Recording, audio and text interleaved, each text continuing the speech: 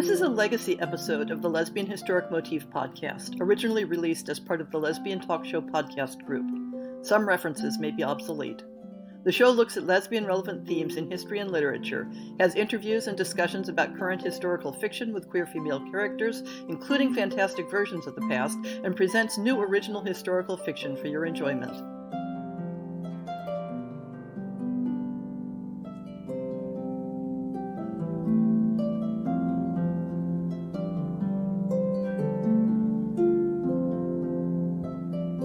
To give myself something resembling an end-of-year holiday, instead of a new interview, I'm reprising this show on Highwaywoman Songs and Stories. It originally aired on September 30th, 2017. I thought it might make a nice lead-in to next week's show on Vikings. The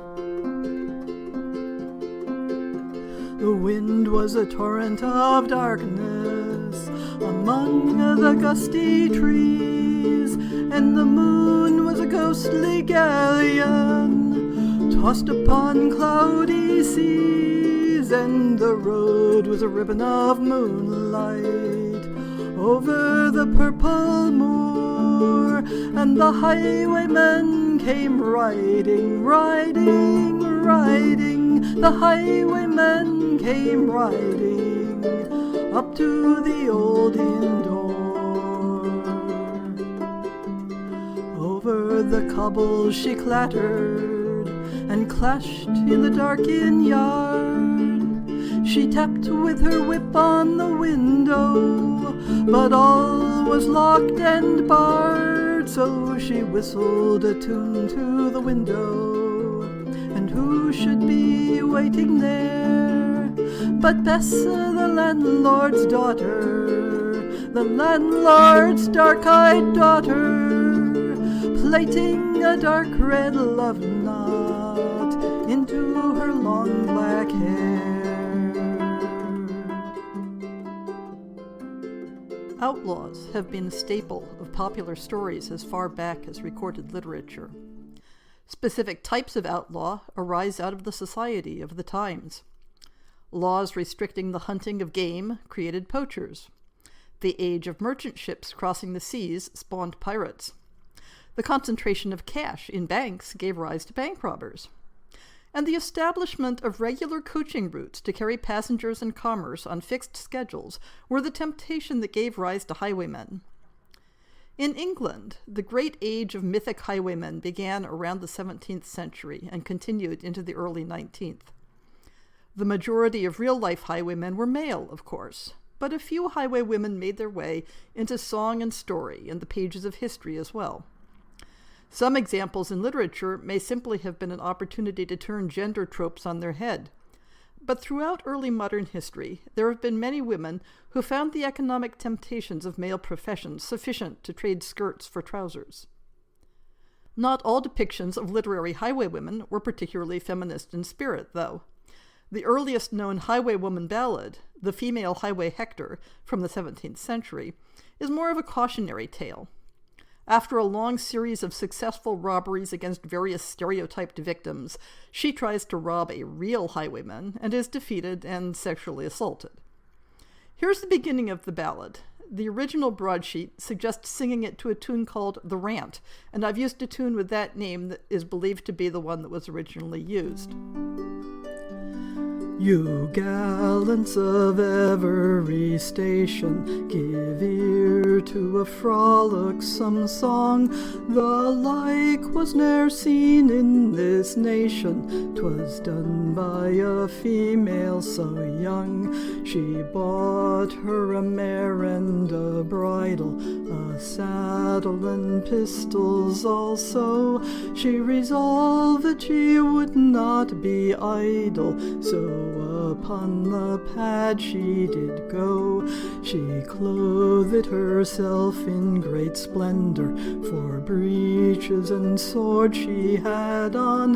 Her body appeared very slender, she showed like a pretty young man, And then, like a patter so witty, she mounted with speed on her mare. She left all her friends in the city and steered her course towards the Wear. We'll leave her story there, as the rest of the ballad is not edifying. Real-life highwaywomen, those for whom we have solid evidence, were rarely romantic figures, but then neither were most male highwaymen. Legal records of prosecutions of women for this crime seem to have been rare, though not unheard of. Joan Bracy was hanged in Nottingham in the later 17th century for highway robbery, as was Anne Medders, hanged at Tyburn. Both met their ends at a relatively young age, not surprisingly. Both began their careers in partnership with male companions, as did Nan Hereford, who managed to carry on the profession for 6 years after her husband was hanged before meeting her own end. Legend is more likely to view highwaymen and women as romantic figures. The early years of the profession corresponded with the political struggles in England between the Cavaliers and the Roundheads during the English Civil War, and the dashing cavalier-turned-highwayman was a staple of popular culture. Catherine Ferrers was a 17th century Englishwoman whom legend holds to have been the, quote, wicked lady, unquote, a notorious female highwayman. Catherine became an heiress at age 6 during a period when her family was swept up in conflicts between the royalist supporters of King Charles I and the forces of Parliament. Catherine's family were royalists, and financial difficulties relating to this state inspired them to marry Catherine off at age 14, after which most of her inherited property was sold off. She died at age 26, shortly after the return of King Charles II to the throne. For the last couple years of her life, her husband had been imprisoned for participating in an uprising. This much is fact. Legend holds that, like a number of impoverished royalists, she turned her hand to highway robbery to support herself during her husband's imprisonment. Legend further holds that, after being shot during a robbery, she died of her wounds, being discovered wearing men's clothing. In this case, legend is unlikely to hold any truth. There are no mentions of Catherine's supposed exploits in any of the sensational histories of famous highwaymen published in the 18th century. The first mention of her supposed exploits seems to be in the mid-19th century, but the image of a beautiful and daring woman taking to the highway has been irresistible to authors and filmmakers, and the Wicked Lady has been the subject of several novels and films, as well as inspiring ghost stories associated with her residence. Within the context of this podcast, it must be admitted that, like most legends and ballads of cross-dressing women, the tales of female highwaymen from the 17th and 18th centuries remain steadfastly heterosexual. One notable exception is Mary Frith, known as Moll Cutpurse, a real woman living around 1600 who was notorious for dressing in men's clothes and rumored to be sexually interested in both men and women. Contemporary records portrayed Moll Cutpurse as a thief, a fence, and a pimp, but an early 18th century writer who produced a history of famous highwaymen decided she also needed to be given a brief fictional career of highway robbery. A much more cheerful, though still solidly heterosexual, story is told in a ballad titled Sauve, or The Female Highwayman, which was collected in the late 19th century, at a time when highwaymen had long since disappeared. This one is worth performing in full, as it introduces a motif particularly popular in modern female highwayman fiction. Sauve, sauve, all on a day, she dressed herself in man's array, with a sword and pistol all by her side, to meet her true love, away did ride. She met her true love all on the plain, and when she saw him, she bid him stand and deliver, kind sir, she said, or else this moment, I'll shoot you dead. Oh, when she'd robbed him of all his store, she says, kind sir, there is one thing more, a diamond ring which I know you have. Deliver that, your sweet life to save. That diamond ring a token is, that ring I'll keep, my life I'll lose. She being tender-hearted, just like a dove, she rode away from her own true love. Next morning in the garden green, oh, like true lovers they were seen. He saw his watch hanging by her clothes, which made him flush like a red rose. What makes you flush at so silly a thing? I fain would have had your diamond ring, and if you had given me the ring, she said, I'd have pulled the trigger, I'd have pulled the trigger, I'd have shot you dead. In the oldest version of the ballad, Sauvé only tells her love that demanding the ring was a test, but I rather like the stronger version that I performed. But remember this trope of stealing a love token, because it's going to come up again. The era of the rise of highwaymen was also an era when popular media was fascinated with gender disguises and the possibility of accidental homoerotic encounters with women disguised as men. Denise Whalen's extensive study of female cross-dressing in early modern drama doesn't seem to include any examples where the disguised woman has a homoerotic encounter while acting as a highwayman, but it's exactly the sort of plot that one might find in that context. Lesbian historical romance, on the other hand, has latched on to the motif of the cross-dressing female highwayman as an excellent way to combine swashbuckling, gender play, and the possibility of accidentally falling in love with a woman who is forbidden to you both by gender and profession.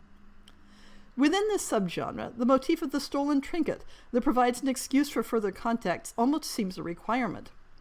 In fact, we can lay out a formula for the standard lesbian highwaywoman romance. A respectable young woman, though one with a yearning for something beyond her foreseeable fate on the marriage market, is one of the victims of a highwayman's robbery, protesting the loss of a piece of jewelry that has deep sentimental meaning.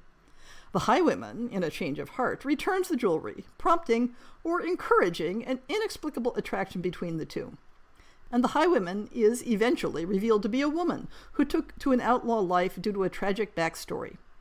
They, of course, fall in love, struggle with personal, social, and legal barriers to their relationship, and eventually work their way through to a happy ending.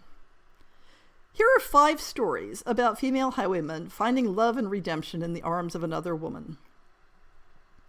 I loved the solid historic grounding in Barbara Davies' Rebecca and the Highwayman. At the beginning of the 18th century, in the time of Queen Anne, Rebecca Dutton has a series of encounters with the mysterious highwayman Blue-Eyed Nick. But the secret that Nick is actually a woman proves dangerous as both women are drawn together again and again. The meaningful keepsake in this story is Rebecca's family signet ring, which she is allowed to keep in the initial encounter. They are reunited when Kate, in the guise of Blue-Eyed Nick, is wounded in the course of rescuing Rebecca, who must then conceal the highwaywoman during her recovery. Kate has a brush with the gallows, but we know it will come off well. After all, this isn't a Sarah Waters novel.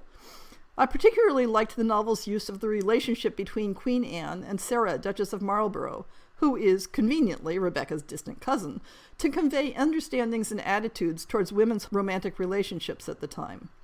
The story is solidly written, with only occasional historical info dumps. Kate's eventual change of profession was delightfully true to the times. Unlike several of the books discussed in this show, the erotic content draws the curtain after passionate kissing, though more is clearly implied. This is an excellent book for those who want both good writing and good history. Rebecca S. Buck's The Locket and the Flintlock takes a Regency-era setting and draws on the motifs of that genre as well as the standard highwayman tropes of a stolen sentimental keepsake, as one might guess from the title, and a highwaywoman with a tragic backstory, a heart of gold, and a drive for social and economic justice. A few days after her dead mother's locket has been taken during a daring highway robbery, Lucia Fox recognizes the thieves riding past from her bedroom window and sets out after them, and bareback on her favorite mare to retrieve the keepsake in the middle of the night. And there lies one of the major flaws of this work. Almost all the characters do something important that breaks my willingness to believe in the story. But if you can overlook plot holes and inconsistencies, it's a rollicking adventure with a lot of angsty self-examination and the level of steaminess one tends to expect from a Bold Strokes book. Except for one issue, which I'll get to in a moment, I loved Lawrence Hogue's Daring and Decorum. Set in 18th century England, Elizabeth Collington longs for something beyond the life of a respectable vicar's daughter. Then one day, she encounters a highwayman who steals her mother's necklace and a kiss. The encounter stirs feelings that must be kept secret, and an even greater secret is that the highwayman is a woman. The book's strength is its solid world building and the deliberation with which it builds the relationship between the two female protagonists, making both their attraction and the obstacles to it believable and solidly grounded in the social history of the times.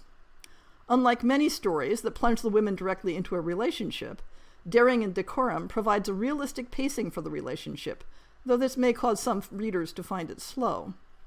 I loved Hoag's writing. He has a solid grasp of the flavor of early 19th century novels, without resulting in any stilted awkwardness of language.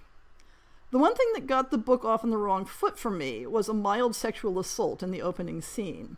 Nothing more than groping, but I'm not fond of the message that women will, of course, get turned on by assault as long as it's by the person who ends up being the love interest. It wasn't enough to put me off the book entirely, but I think the story could have worked just as well with a different opening. In The Mask of the Highwaywoman by Niamh Murphy, Evelyn Thackeray is traveling to visit friends in advance of her upcoming marriage to a business associate of her widowed father, when a band of highwaymen and one highwaywoman stops the coach she's traveling in.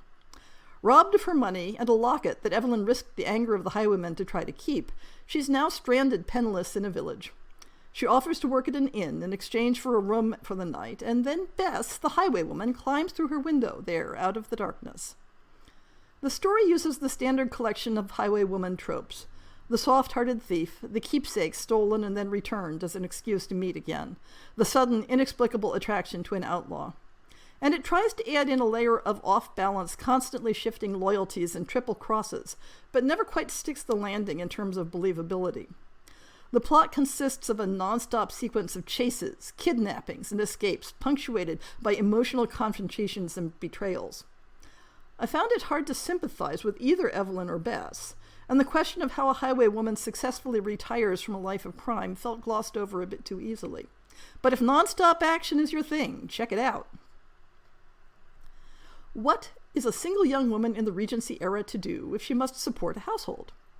In Kim Larrabee's Behind the Mask, as an alternative to setting one's cap for a handsome man with a title or a fortune, our hero, Maddie Elverton, turns to highway robbery. But her double life threatens to unravel when she encounters Allie Sifton, at first as a victim of her robbery, and then as a partner in her secret. There is a theft and return of jewelry, though not of the usual sentimental keepsake. This story is largely a light-hearted romp filled with exquisite writing, and leavened by a small amount of peril from the dogged pursuit by Lieutenant Bridgewater, who has set his sights on taking the highwayman in hand. Larrabee is mistress of the language and conventions of the Regency romance, and turns the usual tropes of the genre on their head to bring Allie and Maddie together for their happily ever after. I highly recommend this book if you can find a copy, however, unfortunately, it is out of print.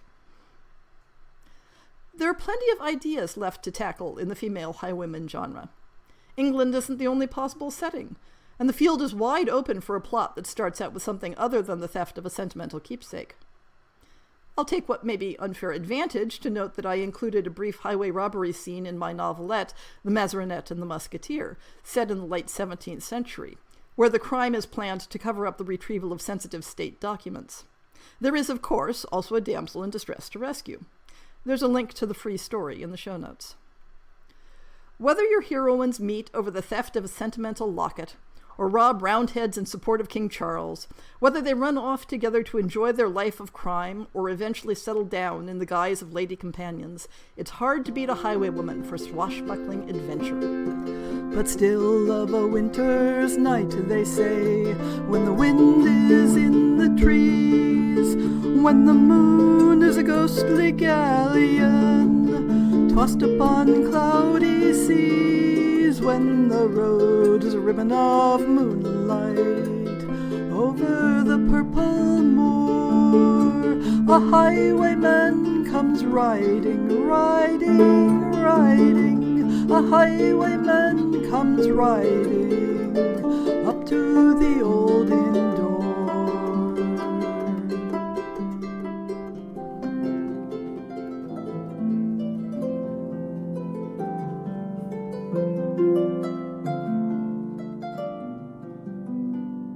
I hope you've enjoyed this episode of the Lesbian Historic Motif Podcast. See the show notes for links to people and topics. Most shows will have a transcript linked as well. If you have a book announcement, a topic suggestion, or might like to appear on the show, please drop me an email. If you enjoyed this podcast, please rate it and subscribe on your favorite podcast app, and consider supporting our Patreon.